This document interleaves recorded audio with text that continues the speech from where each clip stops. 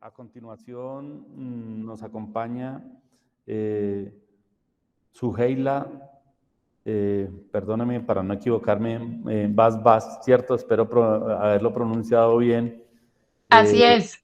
Ella hace parte de una figura que en el caso mexicano se llaman asociaciones civiles y ella es la directora y fundadora y directora general de Cohesión Comunitaria e Innovación Social desde el año 2009. Tiene una maestría en Política Social y Desarrollo para Países en Desarrollo por la London School of Economics y una licenciatura en Ciencia Política y Relaciones Internacionales por el CIDE. Cursó el Diplomado de Evaluación de Impacto Social y Consulta Indígena en Flatso, México, y el Diplomado sobre Estudios Sociojurídicos del Suelo en el UNAM. Suheila coordina la iniciativa para la península de Yucatán y Chiapas y la campaña numeral Paso que Dure por una reactivación económica con enfoque de derechos humanos.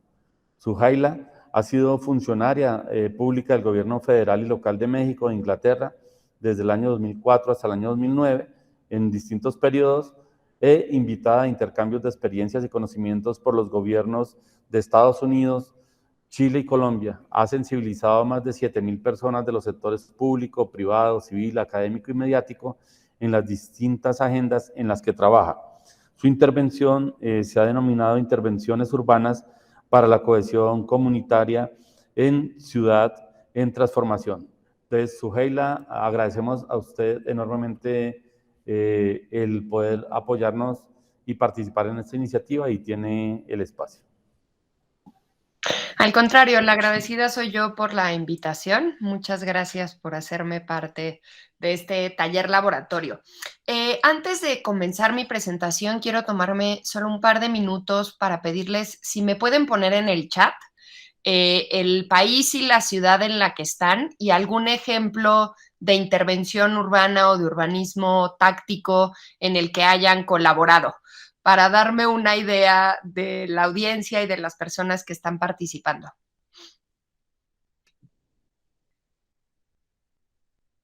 País, ciudad y algún ejemplo de intervención urbana o urbanismo táctico en el que hayan colaborado.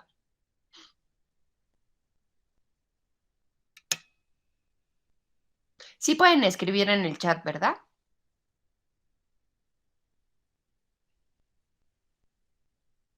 No sé si alguien me puede confirmar. Ok.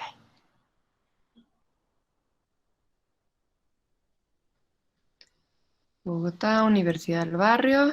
Ok. Si pueden ponerme rapidísimo en un minutito país, ciudad y algún ejemplo de intervención urbana en el que hayan colaborado para poder saber con quién voy a estar dialogando.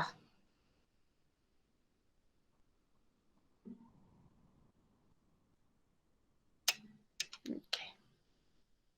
Guadalajara, México, Cuenca Alta, San Juan de Dios y Proyecto Nalco. Ok, gracias.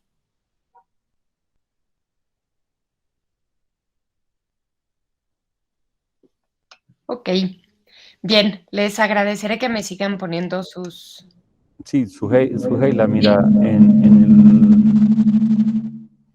en el taller laboratorio por efectos de la pandemia, pues estamos haciendo una modalidad mixta con una parte presencial que estamos haciendo unos ejercicios de urbanismo táctico en 2 sectores, uno en la ciudad de Bogotá y otro en un municipio cercano que se llama Soacha. Eso lo estamos trabajando esta semana y esperamos el fin de semana llevar los resultados para compartirlos con la comunidad. Ayer tuvimos reunión con ellos para mostrar los avances, pero además de eso nos acompañan personas de otras ciudades de Colombia, de Medellín, de Armenia, de Cali, ¿cierto? De Cúcuta y de otros países como Brasil, Ecuador, México, Guatemala, ¿sí?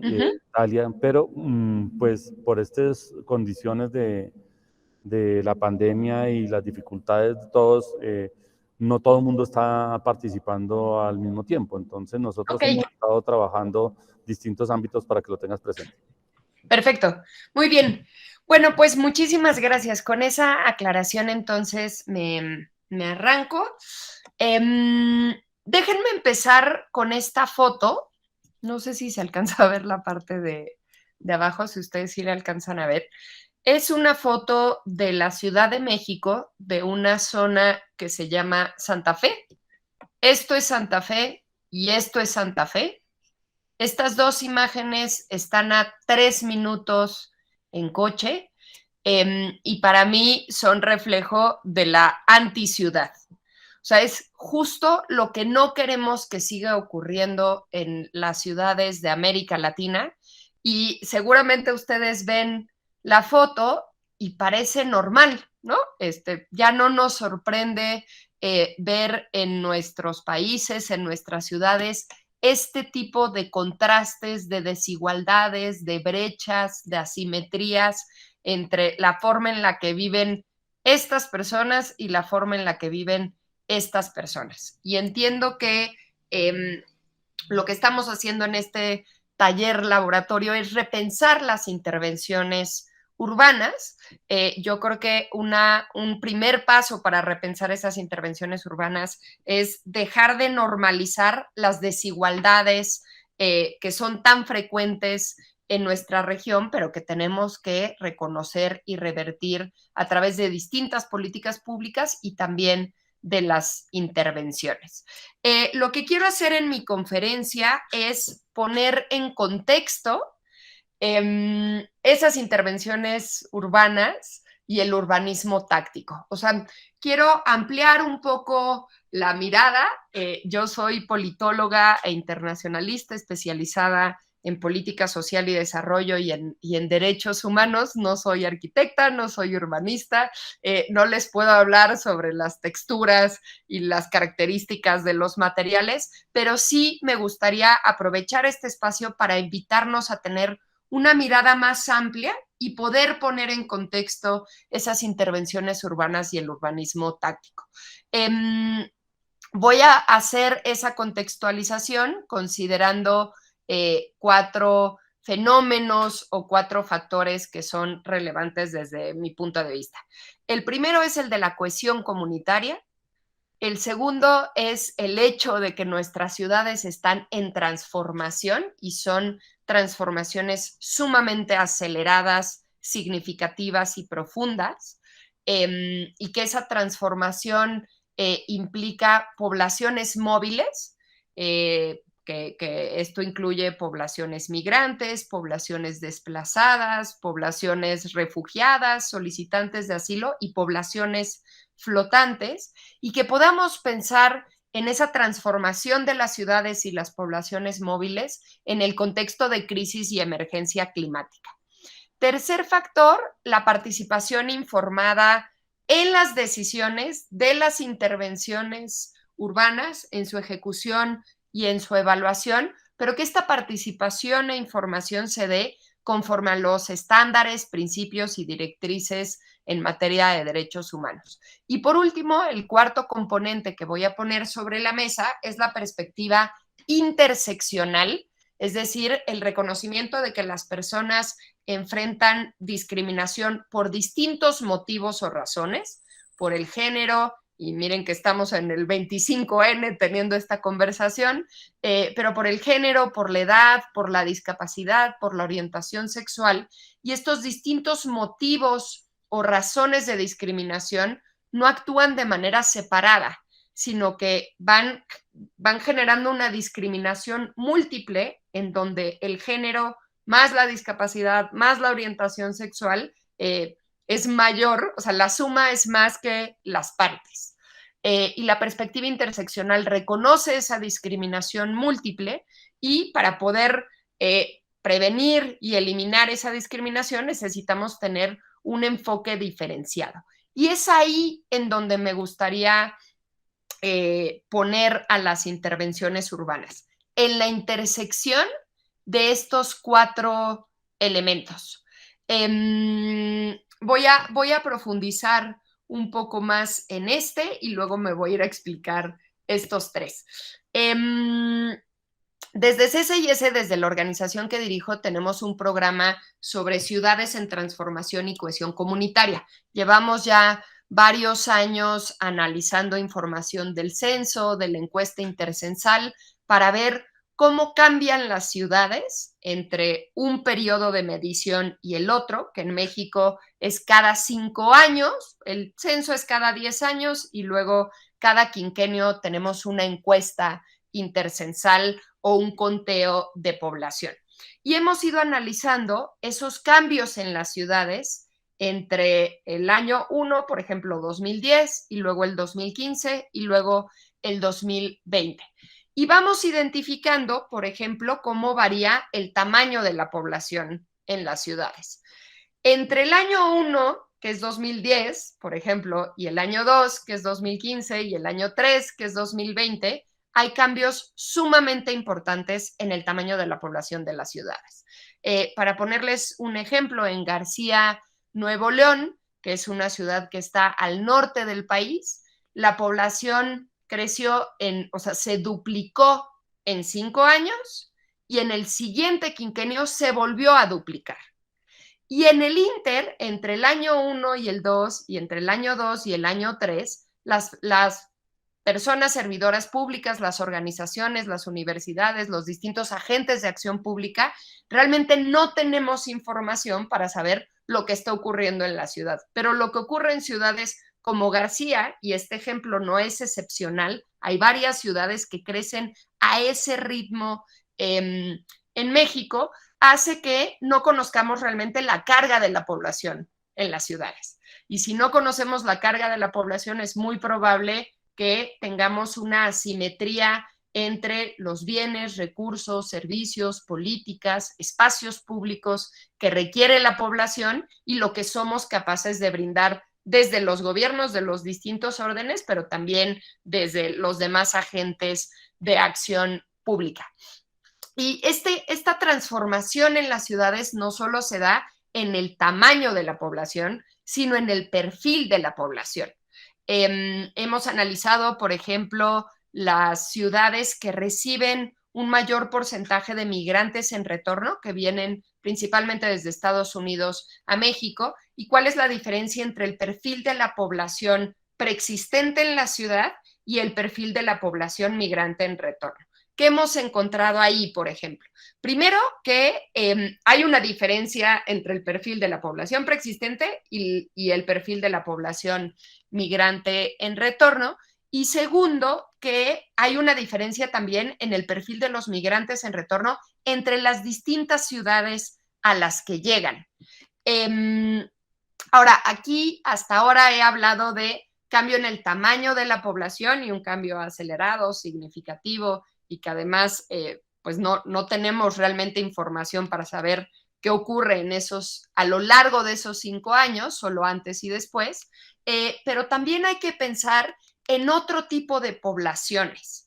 En el contexto de la crisis y de la emergencia climática, cada vez va a haber más, les llaman migrantes climáticos, realmente son en la mayoría de los casos poblaciones desplazadas de manera forzada por fenómenos naturales perturbadores como inundaciones, sismos, etcétera. Y también sabemos que tenemos a poblaciones desplazadas por las conductas humanas, por guerras, por conflictos, por amenazas, por delincuencia organizada, etcétera.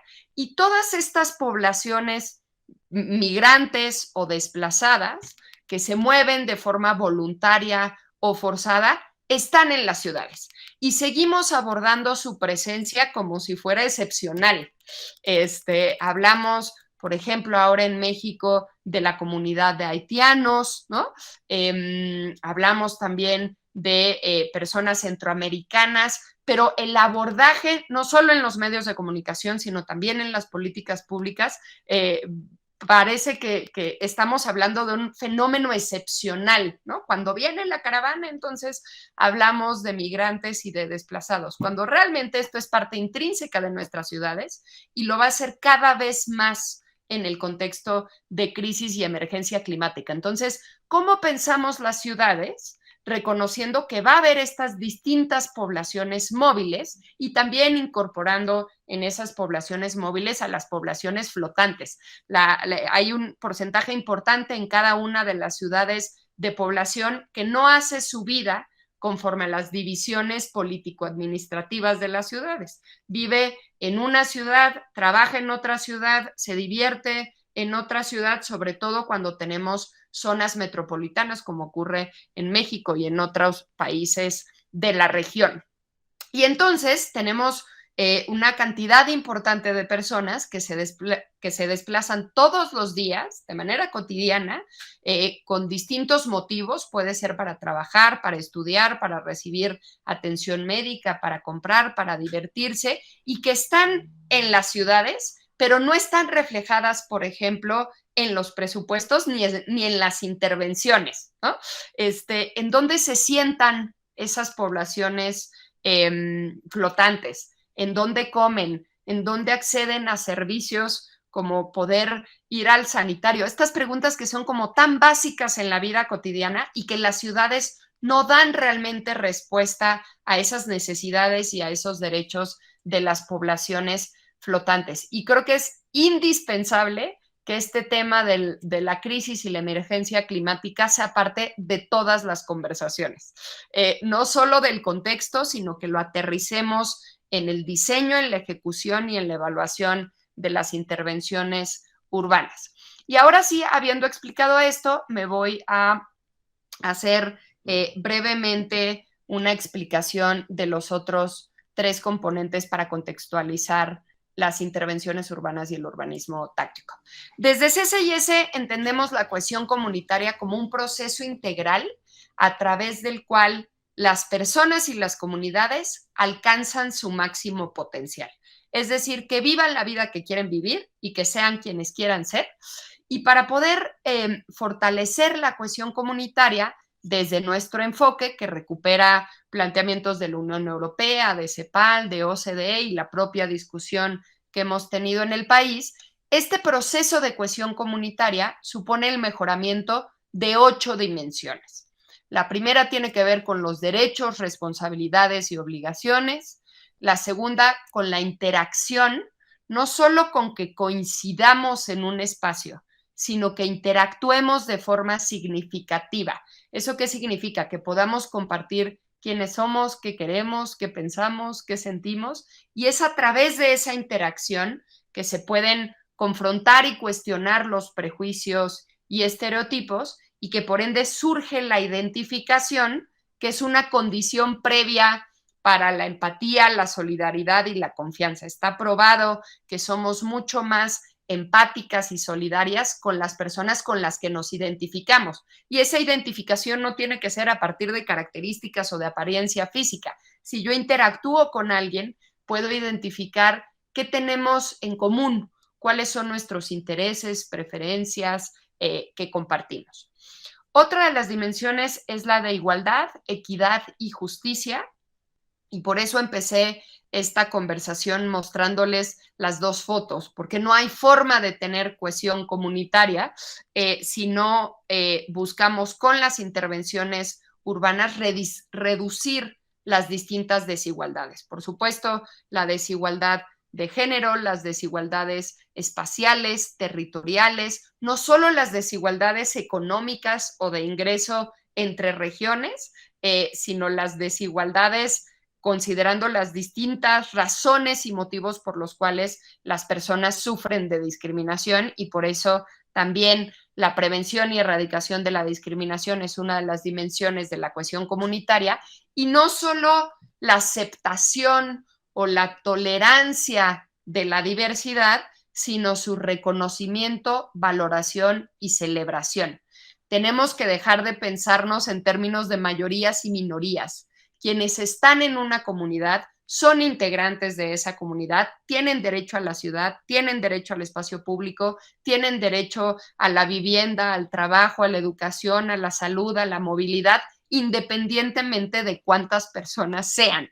Entonces, lo que importa no es si son una mayoría o una minoría, lo que importa es que están. Y si están, hay que considerar sus derechos en la planeación, gestión y evaluación de intervenciones urbanas.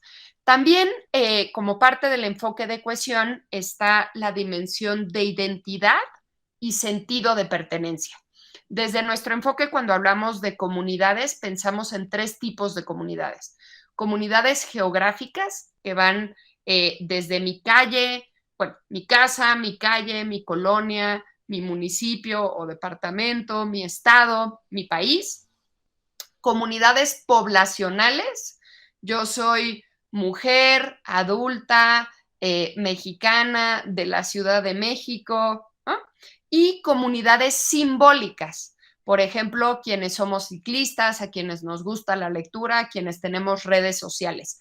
Cuando hablamos de fortalecer la cohesión comunitaria y que eso incluye fomentar la identidad y el sentido de pertenencia, estamos hablando de fomentar los lazos afectivos que tienen las personas con las distintas comunidades de las que son parte de manera simultánea y yuxtapuesta. No solo pensar en la dimensión geográfica, también en la poblacional y también en la simbólica. Otra de las dimensiones del enfoque de cohesión es el reconocimiento de que en todo grupo va a haber conflictos y va a haber divisiones y tensiones.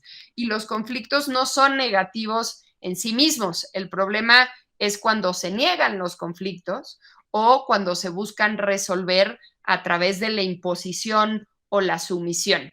Si sucede eso, entonces los conflictos se traducen en violencia, pero los conflictos per se son una forma de identificar cuáles son los distintos intereses que tienen quienes viven en la comunidad y por ende hay que detectar esos conflictos, gestionarlos, transformarlos de forma positiva para que no se traduzcan en violencia. También la participación y la construcción de ciudadanía en un sentido muy amplio que va desde pedir, buscar y recibir información, participar en protestas, hacer solicitudes de acceso a la información, ser parte de procesos de planeación y ordenamiento territorial o ecológico. O sea, hay un abanico muy importante de posibles formas y de nuevas formas de participar en los asuntos públicos. Y por último, desde el enfoque de cohesión, reconocemos la importancia de las relaciones y redes de apoyo y ayuda para fortalecer la cohesión comunitaria. Desde nuestro enfoque, no basta con mejorar una de estas dimensiones. Tenemos que abordarlas desde su interdependencia y desde su indivisibilidad.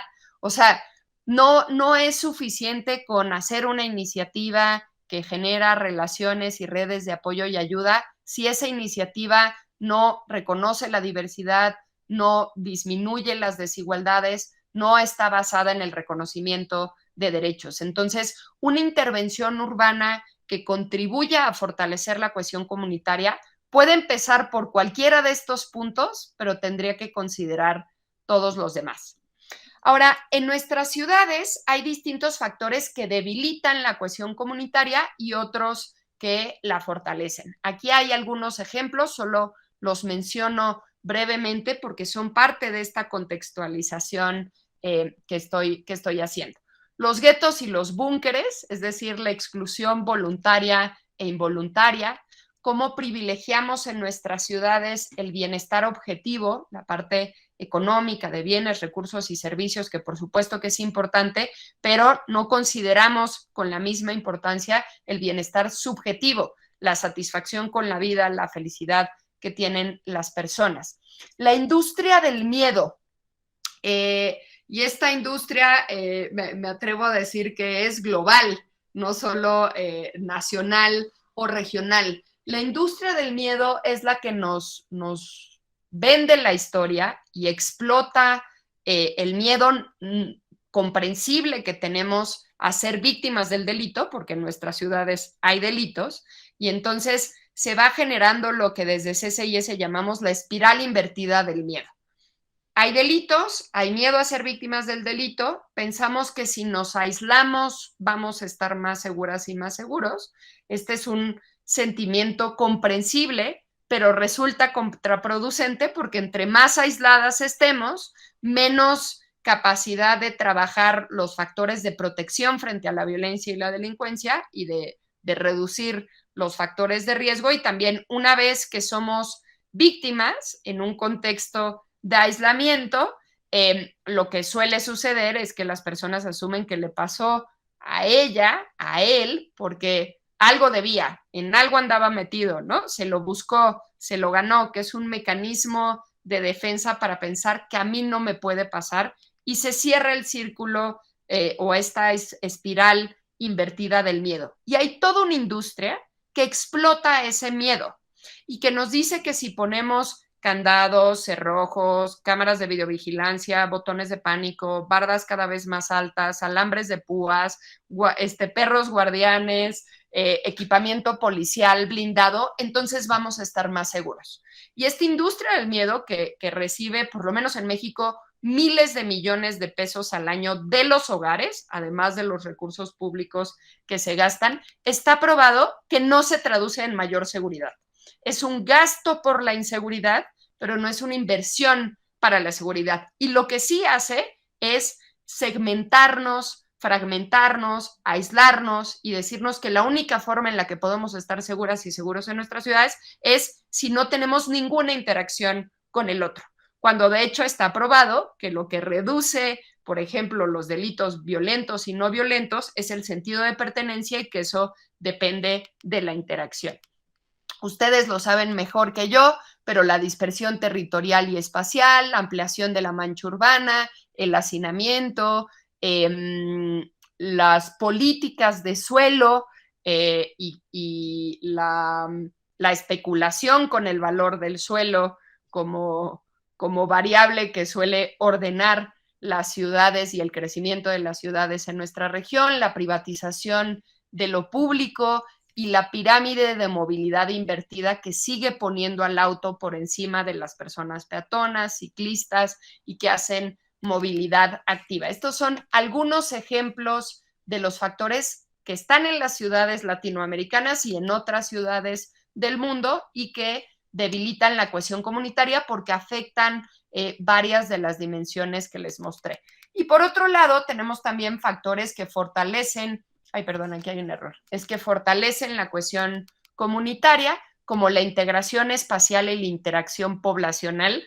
No es casual el uso de estos términos, no estoy hablando de integración de las personas, porque eso suele tener una carga para que las personas que se tienen que integrar lo hagan dejando de ser quienes son o dejando una parte de quienes son. Estoy hablando de integración espacial e interacción poblacional para poder identificar esas similitudes y diferencias. La planeación urbana, la equidad urbana, la ciudad como sistema para la cosa pública y no a partir de las divisiones político-administrativas, la reutilización, revitalización y reciclaje de recursos urbanos, los usos mixtos de suelo, se sabe, y es una agenda ya muy clara, la de ciudades policéntricas y compactas, y la justicia redistributiva, que en Medellín conocen muy bien la narrativa y la práctica de la justicia redistributiva a través de intervenciones urbanas, y la acción pública. Es decir, que no podemos pensar que la cohesión comunitaria en las ciudades se va a fortalecer solo a través de lo que hagan o se va a debilitar por lo que dejan de hacer las autoridades, sino que hay un rol que debemos y podemos jugar quienes somos parte de organizaciones de la sociedad civil, de universidades, de medios de comunicación, de empresas, etcétera.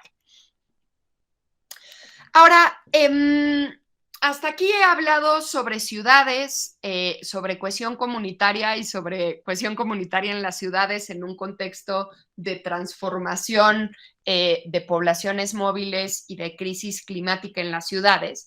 Pero quiero plantear ahora la importancia de la participación pública en las intervenciones urbanas, en el mejoramiento físico del espacio público, en estrategias de urbanismo táctico. Primero van los procesos comunitarios y después va el mejoramiento físico o la intervención en el espacio público. La participación pública y la seguridad comunitaria deben de ser causa y efecto del mejoramiento físico del espacio y de otras intervenciones urbanas, no al revés. Todavía es muy frecuente el error que ya está como muy conocido de llegar a un espacio público, hacer una intervención y luego esperar que las personas se apropien de él. Es al revés. Primero se detonan los procesos participativos con las comunidades para identificar los problemas y plantear las soluciones. Después se hace la intervención en el espacio público y esa misma intervención es causa de nuevos procesos comunitarios y de continuidad de los procesos que detonaron esta intervención. Si lo queremos seguir haciendo al revés, no va a jalar. Y no solo no va a jalar, estamos yendo en contra del derecho que tienen las personas, los grupos, los pueblos y las comunidades a participar en la dirección de los asuntos públicos y en las decisiones que les interesan o que les atañen. Y aquí quiero compartir con ustedes también dos consideraciones, porque creo que cada vez más se reconoce la importancia de la participación en estos procesos de intervenciones urbanas, pero bueno, y le llaman de distintas formas, ¿no? La socialización, la participación, el involucramiento, la interacción. Creo que también ya hemos ido reconociendo que esa participación no puede ser para legitimar decisiones previamente tomadas, sino que la participación es para la adopción de las decisiones. Pero creo que todavía estamos muy lejos de respetar y garantizar esa participación que supone de tener información conforme a los principios, estándares y directrices más amplios en materia de derechos humanos. O sea, todavía es súper frecuente que los tiempos y los plazos que se dan, por ejemplo, para la participación sean súper acotados, que no estén realmente engarzados con el proceso de planeación y entonces por un lado tienes el diagnóstico y por otro lado al equipo que está haciendo el conceptual, el anteproyecto o el proyecto arquitectónico, ¿no? Y si bien te va, logras meter 3 cositas del proceso de participación en este proceso paralelo. Y eso no lo podemos seguir reproduciendo. Y quiero invitarnos como comunidad de práctica a tener una práctica ética, profesional y que respete el derecho a la información y a la participación, que establece ciertas características mínimas que debe de tener la información y la participación. Por un lado, no hay forma de que yo invite a personas a participar en un proceso de ordenamiento territorial, de ordenamiento ecológico, de diseño de una intervención urbana, si no pongo a disposición de esas personas información.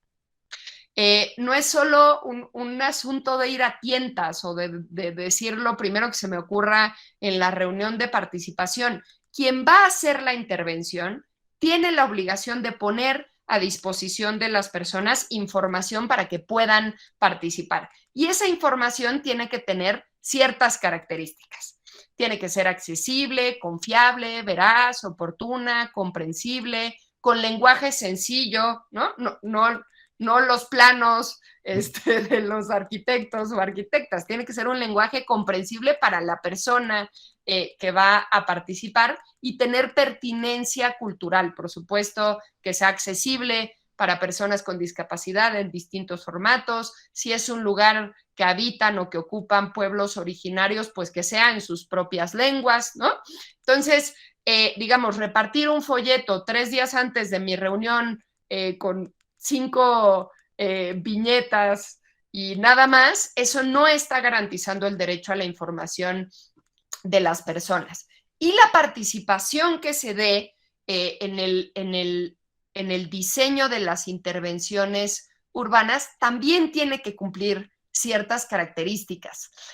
Debe de ser, y estas son 2 muy importantes, sistemáticas y continuas. No es cosa de hacer una reunión 3 días antes de entregar la propuesta. Tiene que haber un proceso de participación antes de que se decida lo que se va a hacer y esa participación debe de ser inclusiva, significativa, deliberativa, o sea, no es ir a decir si estoy de acuerdo o no con la intervención o el proyecto, tiene que haber una discusión, tiene que haber medidas para que puedan participar distintos grupos que suelen estar en desventaja, en condición de vulnerabilidad o que son discriminados. Y por último, termino la presentación planteando la importancia de explicitar, de identificar y de revertir los distintos estigmas y miedos que atraviesan el diseño, ejecución y evaluación de las intervenciones urbanas. ¿Cuál es el impacto del racismo en nuestras ciudades y del racismo en las propias intervenciones urbanas que hacemos en las ciudades? Del machismo, del clasismo, de la homofobia, de la transfobia. Creo que necesitamos pensar las ciudades y los espacios públicos como territorios en pugna, como atravesados por las relaciones de poder. Y lo que hagamos como comunidad de práctica con las intervenciones urbanas o estrategias de urbanismo táctico tendría que revertir, en vez de reproducir y profundizar, esas relaciones de poder.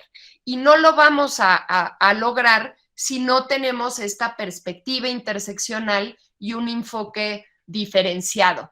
Es fundamental que incluyamos la participación de mujeres, de personas adolescentes y jóvenes, de personas con discapacidad, de pueblos originarios. No podemos seguir teniendo ciudades que son planeadas desde el privilegio y ejecutadas desde el privilegio.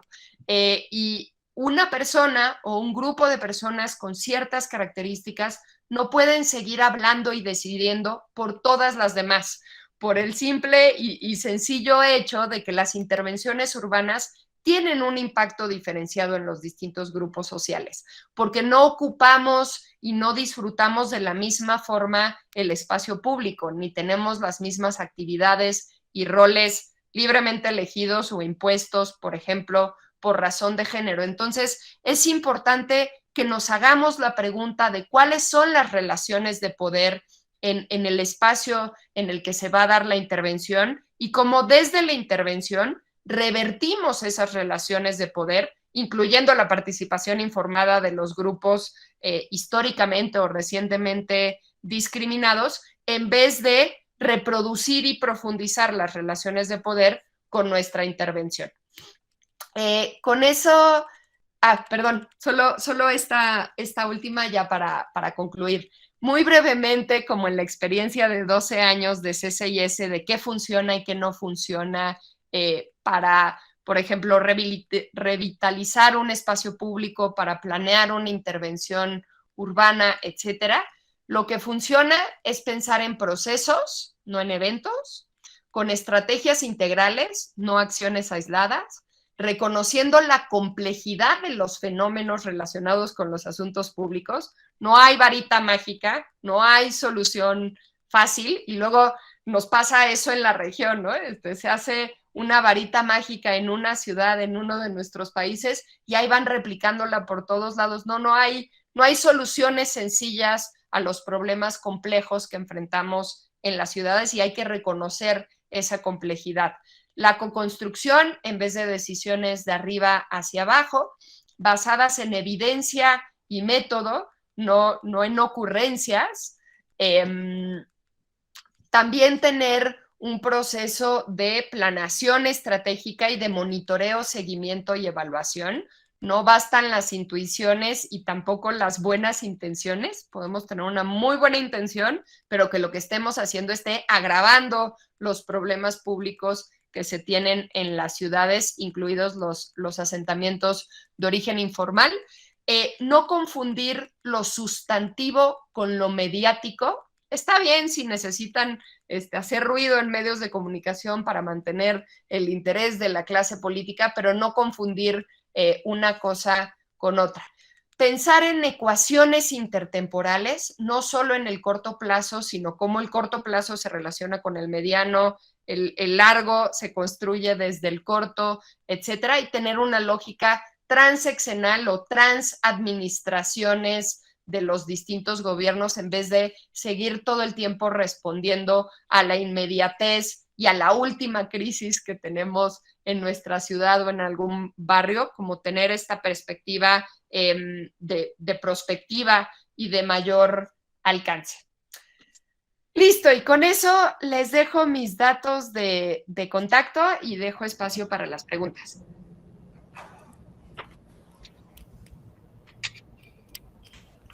Sujaila, muchas gracias por la intervención. Toda la mañana hemos estado oyendo distintas intervenciones sobre formas de participación para la intervención en el territorio a partir de las dinámicas de articulación con la comunidad. Entonces, creo que la conversa que tú haces con nosotros ayuda a apuntalar una serie de elementos, pero creo que también provoca una serie de discusiones. Entonces, quiero abrir el espacio para algunas preguntas y comentarios.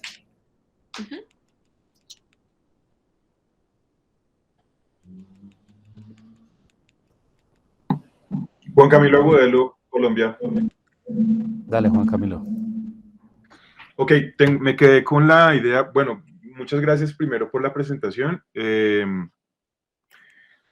Hay unas acciones, me quedé como con una frase que mencionabas sobre las acciones de urbanismo táctico deben ser previamente conciliadas o argumentadas o construidas con la comunidad para que fácilmente puedan tener su implementación o por lo menos apropiación posterior y no se queden simplemente como unas acciones que nadie ve como propias.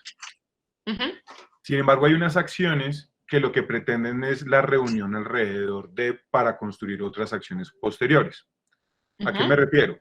A veces simplemente el colocar algo que genere el desacuerdo o que genere la opinión o que genere la decisión de personas a finalmente opinar es lo que muchas veces se busca también con el urbanismo táctico. Entonces tú puedes colocar una matera muy grande en la mitad de una vía. Entonces salen todos los vecinos a decir, ah, pero usted ¿por qué coloca eso ahí? Hay que generar de pronto ese choque, ¿sí? No es una manera muy ortodoxa a veces de participar y generalmente uno quiere todo en paz, muy tranquilo, charlado, hablado, que nadie se altere.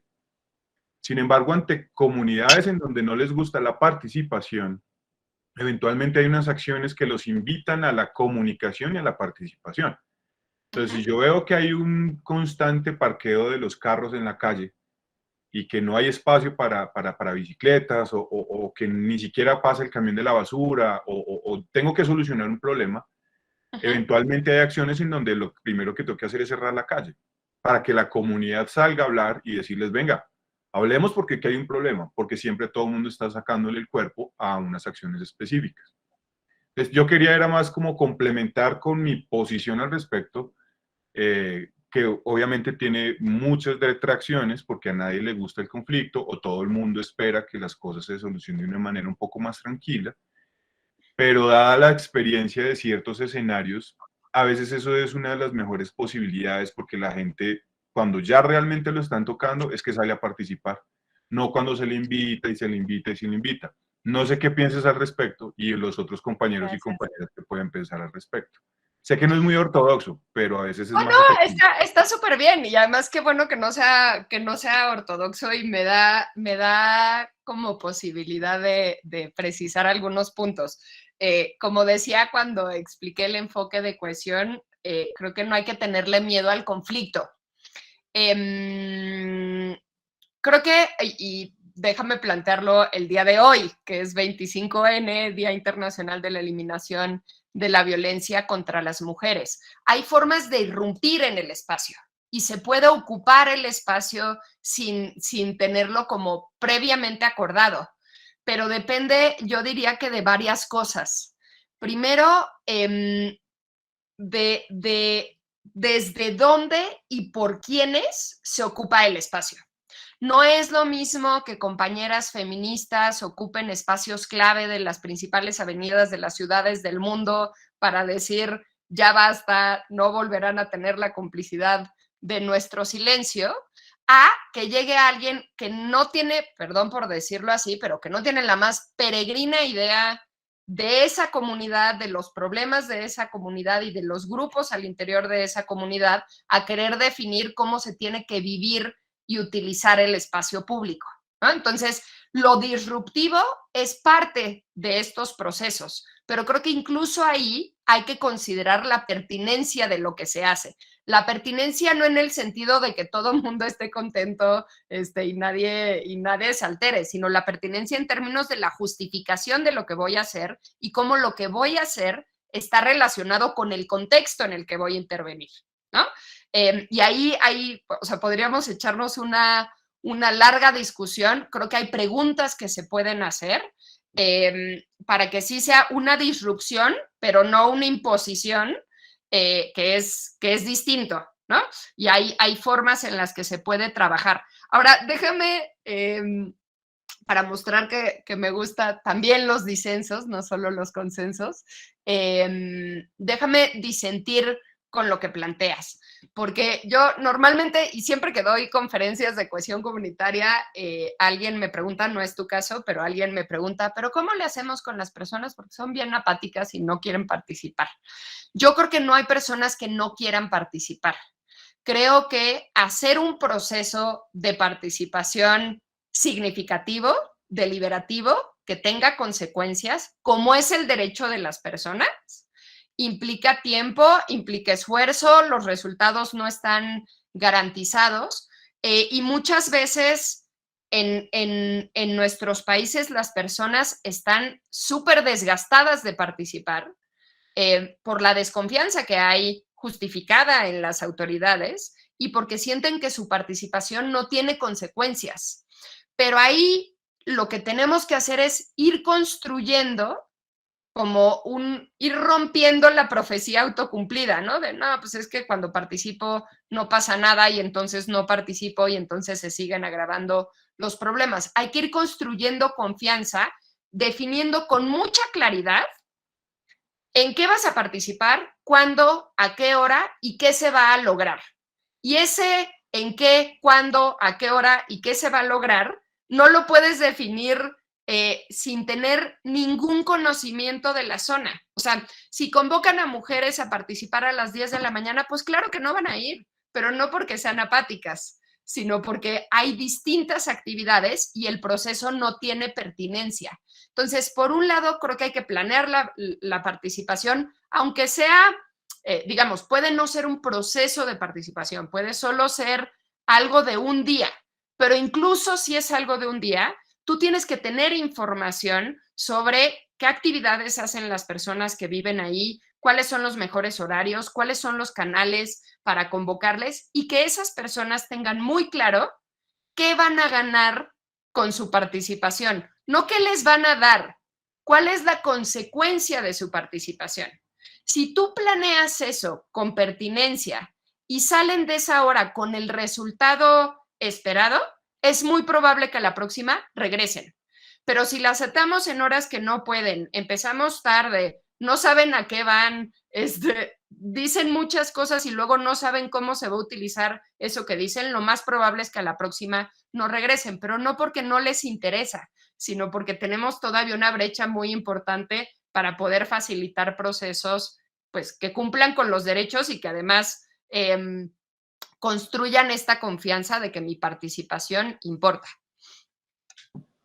Bueno, ahí volviendo como a acotar un par de cositas, lo que pasa es que pues, los escenarios de la participación obviamente son bien diferentes de acuerdo a las necesidades. A escala barrial, a escala de localidad y a escala de movilidad, a veces se empiezan como a generar varios problemas porque la manera como se invita a la participación es de los no habitantes. Me explico. En Bogotá, en Colombia, construyeron un carril que queda muy cercano a la Universidad Nacional por la carrera 50.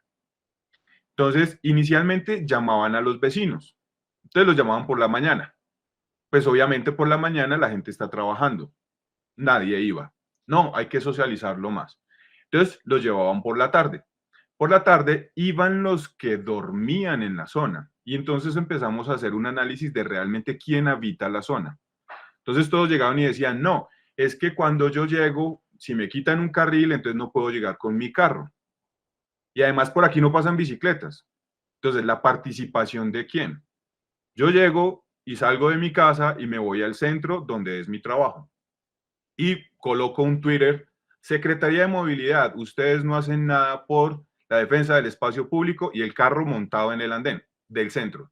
Pero yo salí de mi casa a las 6 de la mañana y resulta que hay un vecino que llega y me pone el carro en la puerta de mi casa durante 9, 10 horas.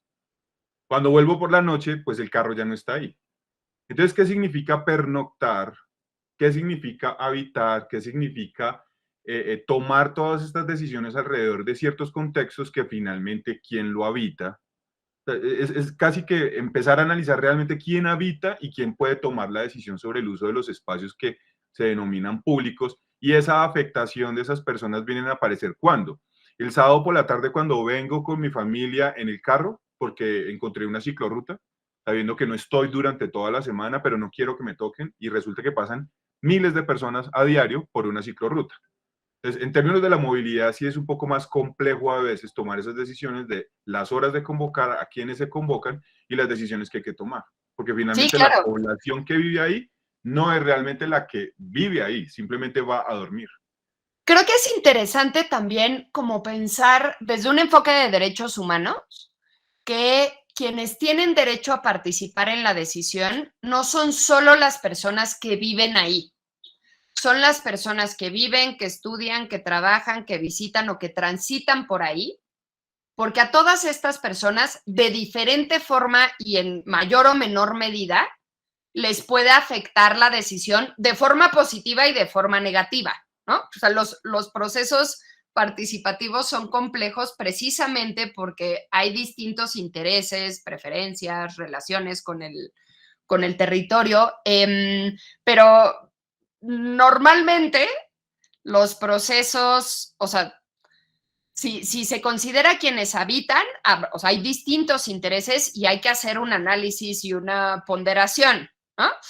Pero también por eso es importante poner información a disposición, porque parte de la información que se tiene que poner para la discusión es cuántas personas mueve un coche y cuántas personas mueve una ciclovía, y cuáles son las emisiones del coche y cuáles son los beneficios de la ciclovía. Eso tiene que ser como parte del insumo. Pero muchas veces las decisiones ni siquiera son tomadas por las personas que habitan en la zona, ya no digas las que transitan, etcétera. O sea, las decisiones suelen ser tomadas por quienes tienen poder político, económico o son propietarios de la tierra. Y tenemos muchos ejemplos en nuestras ciudades de, perdón que lo diga así, pero eso es, de chantajes de las clases más privilegiadas que vetan el acceso de transporte público a su zona, ¿no? Entonces, claro, yo no quiero transmitir que los procesos de participación son todos ordenados, bonitos, sencillos y todo mundo se va tranquilo a su casa y se abraza. Son súper complejos, son ríspidos, son conflictivos, pero para que sean significativos, tenemos que considerar a esas distintas poblaciones. Entonces, de acuerdo contigo, y creo que también, yo no sé si ustedes tienen ejemplos al respecto, pero creo que muy pocas veces se pone a disposición del público información que muestre la complejidad del asunto que se va a discutir antes de la participación. O sea, las participaciones suelen ser con elementos como muy superficiales, ¿no? Y entonces terminamos con posturas como a favor o en contra de la ciclovía, ¿no? Yo me reía mucho de mis vecinos de acá, de la Ciudad de México. Vivo en una alcaldía en la que se iban a poner parquímetros y los vecinos sacaron unas pancartas que decían: vecino, no dejes que privaticen tu calle. Y me parecía un gran ejemplo de cómo no entienden un bien público, ¿no? Porque la calle no es tu calle, tú no eres propietario de la calle, pero si dejas tu coche estacionado durante 8 horas sin hacer una contribución a la ciudad, tú estás privatizando la calle de todos, no el parquímetro, ¿no? Pero hay ahí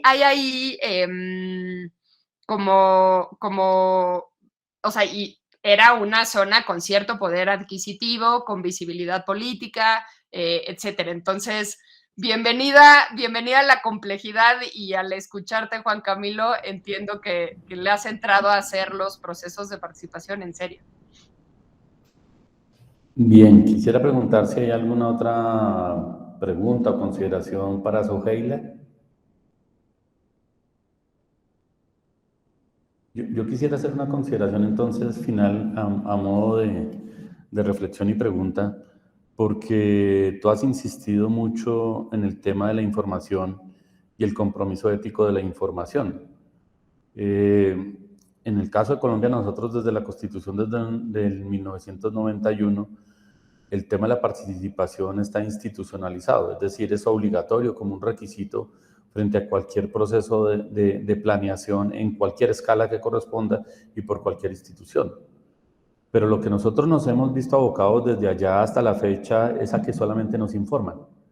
¿Sí? Entonces, cuando tú insistes permanentemente en el problema de la ética de la información y no avanzas, ¿cierto? Y hablas del derecho a la información, nosotros aquí venimos discutiendo desde hace mucho rato que el problema no es simplemente información, porque el problema no es que tú conozcas el proyecto, no conozcas lo que van a hacer o no conozcas las decisiones técnicas que se han venido tomando, sino el problema de fondo es cuál es la capacidad real de incidencia en la toma de decisiones, o sea, cómo se toman decisiones por encima de las ciudadanías, de las comunidades, de los procesos, y simplemente esto que tú llamas la ética de la información se convierte fundamentalmente en un escenario para validar, ¿cierto?, decisiones de otros sobre los otros. Eso es lo que sucede aquí. Entonces, sí creo ¿Puedo que es hacer una importante precisión? eso que tú estás señalando, porque creo que en el caso nuestro no basta con la ética de la información. O sea, aquí es No, pero obligatorio que todas escuchándote las creo que entidades no. públicas o aquel que desarrolle un proyecto tiene que informar previamente. Pero Sí, más allá de creo informar que no sucede absolutamente nada y terminan generándose las intervenciones que pasan por encima de los quereres, los sentires, las perspectivas e incluso la construcción de saberes colectivos. Entonces, te pediría que pudieras hacer una serie de precisión sobre eso porque creo sí, que claro. el espíritu de Y lo me que estás parece súper planteando, pero se entendió pertinente. desde esa perspectiva y creo Ok, que eso raya efectivamente con lo que nosotros estamos tratando de construir acá. no, qué bueno que me lo explicitas porque es justo lo contrario. Yo no me refiero a garantizar el derecho a la información en el sentido de que vienen y te informan lo que va a ser el proyecto y cuáles son las características. Me refiero a que la información del problema público y de los datos que sustentan eso y de las experiencias de las personas de la región es un insumo. La información es un insumo para la participación y la participación tiene que ser una participación en la adopción de las decisiones, no en la legitimación de decisiones. O sea, lo que se diga en el proceso participativo tiene que tener consecuencias en el diseño del proyecto, en su ejecución y en su evaluación. Consecuencias, no me refiero a si están a favor o en contra, me refiero al diseño del propio proyecto. ¿Sí? Entonces, efectivamente, no estoy diciendo que tenemos que asegurar que se informe a la comunidad sobre lo que se va a hacer. Estoy diciendo que tiene que tener esa comunidad de información para participar en decidir qué se va a hacer, cómo se va a hacer, qué características va a tener, cómo lo vamos a evaluar.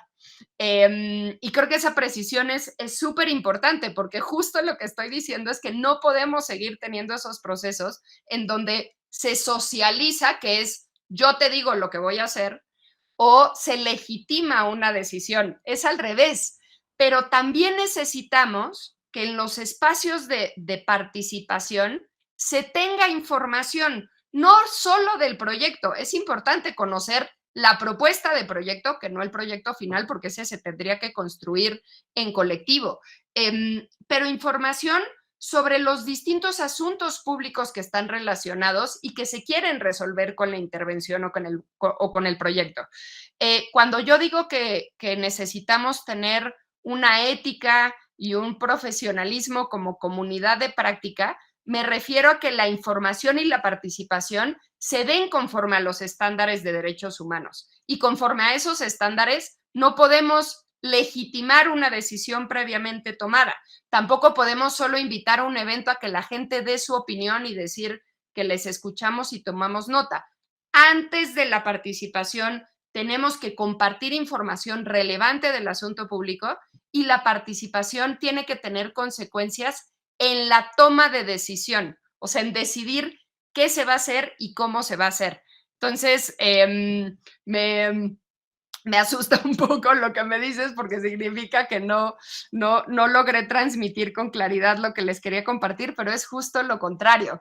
Sí necesitamos participación en la decisión y para poder tener esa participación, las personas requieren información y no tener que estar buscando esa información por su propia cuenta, sino que se tiene que poner a disposición. Y una vez que se da la participación, esa participación tiene que tener consecuencias y se tienen que rendir cuentas sobre esas consecuencias. O sea, se le tiene que decir a la población cómo se tomó en cuenta su opinión, cómo cambió el proyecto a partir de lo que dijo la comunidad y a partir de las consideraciones, no solo reportar que participaron X número de personas. Ojalá que con esa precisión ya sea más evidente que estamos en el mismo canal. Bueno, Suheila, mil gracias por la respuesta y bueno, yo creo que hay muchos asuntos allí que contribuyen en la discusión que se vienen adelantando porque creo que este asunto es un asunto que nos compete en todos los lugares y sobre todo en aquellos lugares donde la gente de alguna manera reclama la participación como una forma para la toma de decisiones en sus territorios, pero que muchas veces no encuentra, o más bien la gran mayoría de las veces no encuentra esa opción. Suheila, mil gracias por tu participación en este espacio. Son muchas las cosas que quedan simplemente abiertas para la discusión. Esto nos daría tiempo para poder profundizar mucho más, pero pues desafortunadamente no tenemos el espacio para eso. Sin embargo, pues en el marco del conjunto de presentaciones contribuye efectivamente a la discusión general que estamos dando en este taller laboratorio internacional. Entonces, agradecer enormemente tu participación y espero que nos podamos volver a encontrar en otro momento. Muchas gracias, Suheila. Esperemos que sí. Gracias por el espacio y cuídense todas. Gracias, muy bien. Buena tarde entonces.